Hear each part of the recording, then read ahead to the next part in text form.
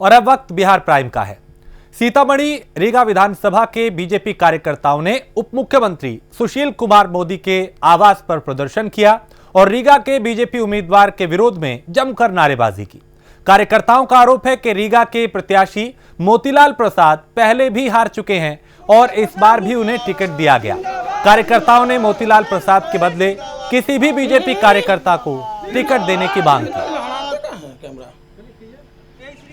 जिंदाबाद जिंदाबाद जिंदाबाद अमित शाह जिंदाबाद जिंदाबाद जिंदाबाद नरेंद्र मोदी जिंदाबाद जिंदाबाद अमित शाह जिंदाबाद। मोतीलाल प्रसाद पूर्व विधायक भारतीय जनता पार्टी के विरोध में पहुंचे हैं।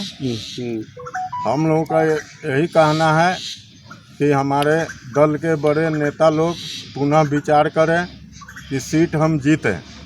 उनको जनता से लेकर कार्यकर्ता तक सब कोई उनसे नाराज है और इसका कारण है कि 23,000 के लगभग से हम लोग हार गए। बहुत दुख हुआ। अब फिर ऐसा नौबत देखा जा रहा है कि फिर पुनः उनको अगर टिकट दिया गया तो हम लोग को लग रहा है किनको टिकट देने की मांग करते हैं आप लोग? हम लोग कार्यकर्ता किसी को चेहरा बदल के किसी को दे दें। जैसे एक संजय देव कुमार जी हैं, हमारे मोहन सिंह जी हैं, उसके बाद ये अंटू पाठक जी हैं। जिसको मन करे जो कार्यकर्ता है उसको टिकट। कहाँ से आप लोग आए हैं? 23 रीगा विधानसभा। तो बिहार में विधानसभा चुनाव की तारीख का ऐलान होने के बाद सभी पार्टियों ने कमर कस ली है। 143 सीटों पर उम्मीदवार उतारने का ऐलान करने वाली लोक जनशक्ति पार्टी भी चुनाव की तैयारियों में जोर शोर से जुटी है। दरअसल लोक जनशक्ति पार्टी की तरफ से वर्चुअल रैली आयोजित की जानी है, जिसकी तैयारी पटना में जोर शोर से चल रही है। हमारे संवाददाता अभिषेक मिश्रा ने तैयारियों का जायजा लिया। लोक जनशक्ति पार्टी ने बिहार की 143 विधानसभा सीटों पर चुनाव लड़ने का ऐलान किया है। चिराग पासवान ने पहले ही संकेत दिए थे कि जेडीयू जहां उम्मीदवार उतारेगी उन सीटों पर एलजेपी अपने उम्मीदवार उतारेगी। हालांकि पार्टी ने कहा है कि 143 सीटों पर हम अपने उम्मीदवार उतारेंगे। चुनाव को लेकर एलजेपी की तैयारियां तेज है और पटना स्थित जो एलजेपी का कार्यालय है वहां पर काफी हलचल है। वर्चुअल रैली की तैयारी हो रही है। हम अपने सहयोगी से कहेंगे कि एक एक चीज आप दिखाएं, किस तरह से बैनर पोस्टर लगाए गए हैं। बैनरों में कर्पूरी ठाकुर हैं, बैनरों में चाणक्य हैं, बैनरों में चिराग पासवान है और बिहारी फर्स्ट का जो विजन है वो है।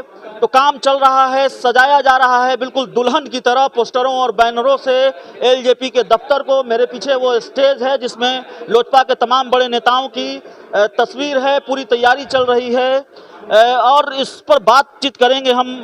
हमारे साथ लोक जनशक्ति पार्टी के मीडिया प्रभारी कृष्णा कुमार कल्लू जी हैं। कल्लू जी, बड़ा व्यापक तैयारी चल रही है, जोर शोर से तैयारी चल रही है वर्चुअल रैली की। हाँ बिल्कुल, तारीखों का ऐलान नहीं हुआ है, लेकिन हमारे राष्ट्रीय अध्यक्ष आदरणीय चिराग पासवान जी का जिस तरीके से ऐतिहासिक फैसला 143 सीट चुनाव लड़ना, तमाम कार्यकर्ताओं में खुशी की लहर है और यह जो फैसला उन्होंने लिया एकदम समय पे लिया है और इससे पार्टी की मजबूती होगी। और हमारा पार्टी का जनाधार 2014 जब हम लोगों ने लोकसभा चुनाव लड़ा था, 6 में 6 सीट लड़कर हमने 6 पे विजय प्राप्त किया और स्ट्राइक रेट जो है हमारा 100 में 100 है। और अगली सरकार भारतीय जनता पार्टी के नेतृत्व में लोक जनशक्ति पार्टी की बनने जा रही है।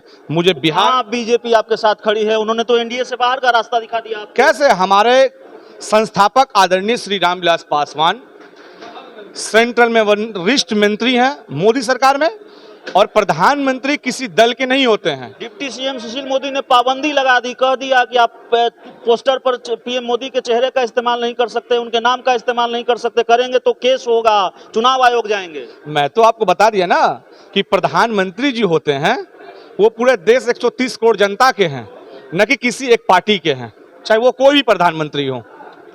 तो बहरहाल इसमें कहीं कोई दिक्कत नहीं है। और सबसे बड़ा बात बता देना चाहता हूं कि भारतीय जनता पार्टी के नेतृत्व में लोक जनशक्ति पार्टी 2020 में सरकार बनाने जा रही है। तो ये भरोसा है कि लोजपा भाजपा की सरकार बनेगी 2020 में? हम बिल्कुल पूरा भरोसा है, इसमें कहीं कोई किंतु परंतु नहीं है। चिराग पासवान बिहार कब आ रहे हैं? हमको लगता है कि आदरणीय श्री रामविलास पासवान जी की तबीयत थोड़ा ज़्यादा खराब है, आप तमाम लोग जानते हैं। आप लोगों से भी मेरा यह आग्रह है कि भगवान से प्रार्थना कीजिए हम लोग के बीच वो जल्द से जल्द आ जाएं। जैसे ही उनकी तबीयत में थोड़ा सुधार आएगा स्वतः वो आ जाएंगे। Abhishek Mishra, prime news, Patna. पूर्णिया के चर्चित हत्याकांड शक्ति मलिक मामले का पुलिस ने 72 घंटे के अंदर खुलासा कर दिया। हत्या की कई अनसुलझी पहलुओं को न सिर्फ सुलझा लिया गया बल्कि शक्ति के काले कारनामों के राज भी सामने आए।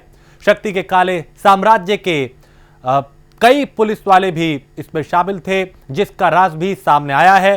साथ ही शक्ति द्वारा किया गया वायरल वीडियो बड़े राजनेता को फंसाने की साजिश भी बेनकाब हो गई है। पुलिस ने बताया कि जो शक्ति के खिलाफ बोलता था उसकी आवाज दबा दी जाती थी।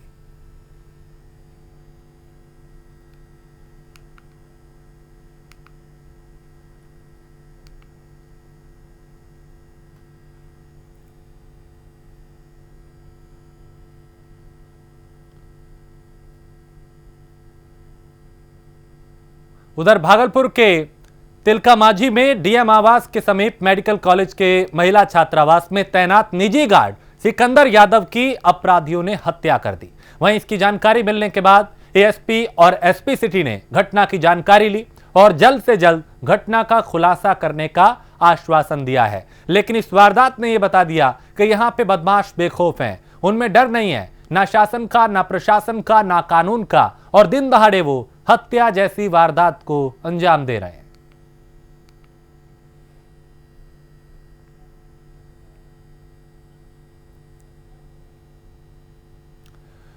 आम जनता पार्टी ने घोषणा पत्र जारी किया है। राष्ट्रीय अध्यक्ष विद्यापति चंद्रवंशी ने घोषणा पत्र जारी किया और घोषणा पत्र जारी करते हुए 22 सूत्रीय बातें रखी गई हैं। इसमें पहले चरण में 31 उम्मीदवारों की घोषणा की। पार्टी ने स्नातक क्षेत्र में भी एक उम्मीदवार उतारा है और घोषणा पत्र में युवाओं और विकास का मुख्य मुद्दा बनाया है। यानी इस घोषणा पत्र में उन्होंने कहा कि युवाओं पे फोकस रहेगा और रोजगार पे जोर दिया गया है।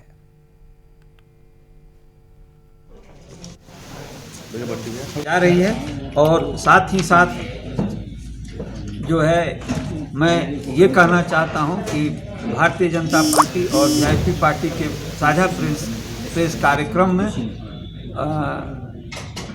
जो माननीय उप मुख्यमंत्री सुशील कुमार मोदी जी ने मुकेश सहनी जी को कहा कि ये अति पिछड़ा के नेता हैं, जबकि उसी प्रेस कॉन्फ्रेंस में मुकेश सहनी ने कहा कि मैं सहनी समाज के आरक्षण और जो निषाद समाज है उसके आरक्षण की लड़ाई लड़ रहा हूँ। तो क्या सिर्फ एक जाति की बात करने वाले व्यक्ति को अति पिछड़ा का लीडर कहना उचित होगा? इससे यह प्रतीत होता है कि अन्य जो अति पिछड़ा जाति है उसका जो है वो नज़रअंदाज किया जा रहा है भारतीय जनता पार्टी के द्वारा। यदि ऐसा समय रहते नहीं अगर संभलती है भारतीय जनता पार्टी तो उसको इसका खामियाजा भुगतना पड़ेगा, क्योंकि इसमें 126 जातियां हैं और जिसमें और कुछ जातियों को जोड़ा भी गया है, उसका जो है सम्मान नहीं हुआ है। इसका खामियाजा तो इसी चुनाव में समझना होगा। तो बिहार विधानसभा चुनाव की तारीख का ऐलान हो गया है और तमाम पार्टियां अपने अपने हिसाब से चुनावी तैयारियों में जुटी हैं। इस कड़ी में छातापुर विधानसभा से उम्मीदवार भास्कर मिश्रा से प्राइम न्यूज ने बात की।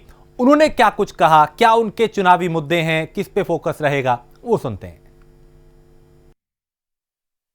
बिहार विधानसभा चुनाव के तारीखों का ऐलान हो गया है। सभी पार्टी अपने अपने तरीके से चुनावी हथकंडे अपना रहे हैं। इसी बीच हमारे साथ बात करने के लिए मौजूद है पुलरस पार्टी के छातापुर विधानसभा के प्रत्याशी भास्कर मिश्रा जी। भास्कर मिश्रा जी, आपका बहुत बहुत स्वागत है प्राइम न्यूज पे। धन्यवाद सर, आप एक युवा हैं जी और आप एक नई पार्टी से चुनाव लड़ रहे हैं जी, और वो भी छातापुर विधानसभा में। आपकी पार्टी का मुख्य उद्देश्य क्या है? देखिए, मेरी पार्टी का मुख्य उद्देश्य जैसे कि आप लोगों ने देखा भी होगा, पढ़ा भी होगा, और वैसे मैं आपको बताता हूँ। मेरी पार्टी का मुख्य उद्देश्य विकास के साथ साथ जो मुख्य बिंदु है वो है औद्योगिकरण, शिक्षा, रोजगार और सुविधा। सर, अब बिहार विधानसभा चुनाव के लिए किस मुद्दे पे आप चुनाव लड़ेंगे और क्या होगा मुद्दा को उठा के आप लोगों के बीच जाएंगे और उनसे वोट मांगेंगे? हमारा सबसे अहम मुद्दा औद्योगिकरण है, शिक्षा है और स्वास्थ्य सेवा है। सर, कितने सीटों पे विधानसभा चुनाव लड़ रही है पुलरस पार्टी? हमारी पार्टी बिहार विधानसभा के 243 सीट पे लड़ रही है। 243 सीट पे ही हमारी पार्टी लड़ रही है। सर, अगर आपको छातापुर विधानसभा के जनता विधानसभा भेजती है चुनाव जिता के, तो आपका पहला कार्य क्या होगा विकास के मद्देनजर? जब मैं यहाँ से जीत के जाता हूँ तो मेरा सबसे पहला काम जो यहाँ स्वास्थ्य सेवा के ऊपर सबसे पहले मैं ध्यान दूंगा, उसके बाद शिक्षा पे और रोजगार पे। धन्यवाद। अभी आप सुन रहे थे पुलरस पार्टी के छातापुर विधानसभा के उम्मीदवार भास्कर मिश्रा जी को। सुपौल से सहयोगी शमसुद जमा के साथ कुंदन कुमार, प्राइम न्यूज। नवादा के नगर थाना क्षेत्र के सुदामा नगर में रेलवे ट्रैक से एक युवक का शव मिला और मृतक की पहचान अर्जुन मालाकार उर्फ झूना मालाकार के रूप में की गई है। जानकारी के मुताबिक मृतक का दाहिना हाथ बिल्कुल कटा हुआ है और शरीर पे कई दूसरे जख्म भी हैं। मृतक के परिजनों ने हत्या की आशंका जताई है।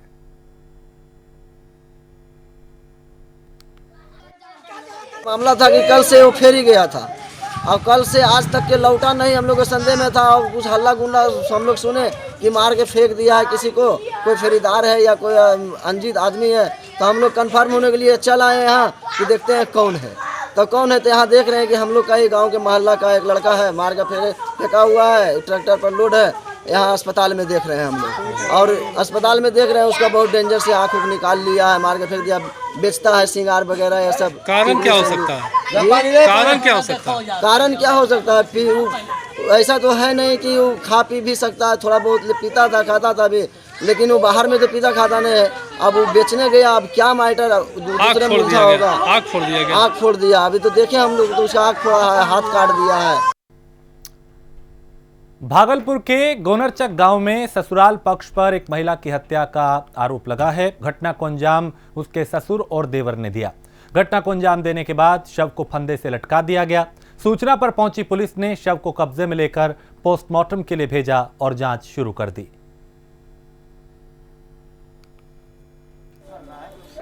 तो ससुराल पक्ष पर ही महिला की हत्या का आरोप लगा है। फिलहाल पुलिस मौके पर पहुंची है, शव को पोस्टमार्टम के लिए भेजा गया, जांच की जा रही है, आसपास के लोगों से पूछताछ की जा रही है। ये हुआ कि मेरी मम्मी का झगड़ा 2 दिन से झगड़ा हुआ था। कल रात को भी मेरा दादा वो रात को भी झगड़ा करने के लिए आए थे घर में, इसलिए रात को शांत हो गया। फिर तब जब हम सोए ना तो दादा और दादा का दोनों बेटा आके ना मेरा दादा मम्मी का गला चौंप रहा था और रस्सी दोनों बेटा खींच रहा था। मुंगेर जिले के 164 तारापुर विधानसभा में राजद प्रत्याशी दिव्या प्रकाश और जेडीयू के वर्तमान विधायक डॉक्टर मेवालाल चौधरी ने नामांकन किया। वहीं नामांकन के दौरान दोनों उम्मीदवारों के समर्थकों को काफी भीड़ भी देखी गई। इस मौके पर आरजेडी प्रत्याशी दिव्या प्रकाश ने कहा कि अपने पिता पूर्व केंद्रीय मंत्री जयप्रकाश नारायण यादव के पद चिन्हों पर चलते हुए काम करेंगे और महिलाओं को शिक्षा के क्षेत्र में आगे बढ़ाने के लिए हमेशा काम करते रहेंगे।